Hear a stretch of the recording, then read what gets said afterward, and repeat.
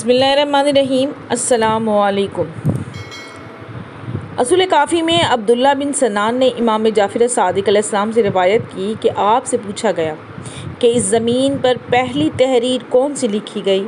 آپ نے فرمایا، جب خدائے متعال نے عالم زر میں حضرت آدم علیہ السلام کے سامنے ان کی تمام ذریت کو باریک چیونٹیوں کی صورت میں ان کی اصل حالت میں پیش کیا تو حضرت آدم علیہ السلام نے ہر نبی کو لباس نبوت میں، ہر بادشاہ کو لباس شاہی میں، ہر مومن کو حالت ایمان میں اور کافر کو کیفیت کفر میں دیکھتے دیکھتے جب جناب داؤد علیہ السلام تک پہنچے تو پروردگار کی بارگاہ میں عرض کی، اے پروردگار، یہ کون ہے جسے تو نے نبوت و کرامت کا تاج پہنا رکھا ہے مگر عمر مختصر دی ہے؟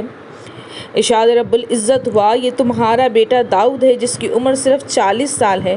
میں ہی عمر کا تعین کرتا ہوں اور میں ہی رزق تقسیم کرنے والا ہوں، کیونکہ میرے پاس الخطاب ہے۔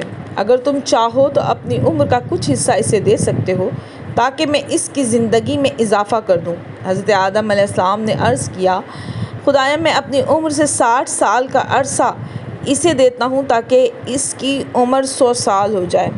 خداوند قدوس نے جبرائیل و میکائیل اور ملک الموت کو حکم دیا کہ اسے لکھ لو تاکہ یہ بھول نہ جائیں۔ انہوں نے اسے تحریر کیا اور اس تحریر پر اپنے بال و پر سے علیین کی مقدس مٹی کی مہریں ثبت کر دیں۔ جب حضرت آدم علیہ السلام کی وفات کا وقت آیا تو اسرائیل علیہ السلام روح قبض کرنے کے لیے حاضر خدمت ہوئے۔ جناب آدم علیہ السلام نے کہا، ابھی تو میری زندگی کے 60 سال باقی ہیں۔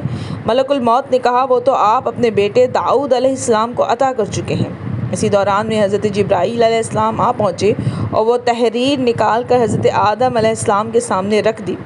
حضرت آدم علیہ السلام خاموش ہو گئے۔ جناب آدم علیہ السلام کی روح کو قبض کر لیا گیا۔ امید ہے آپ کو یہ ویڈیو پسند آئے گی۔ اسے لائک اور شیئر کریں، میرے چینل کو سبسکرائب کریں۔ شکریہ۔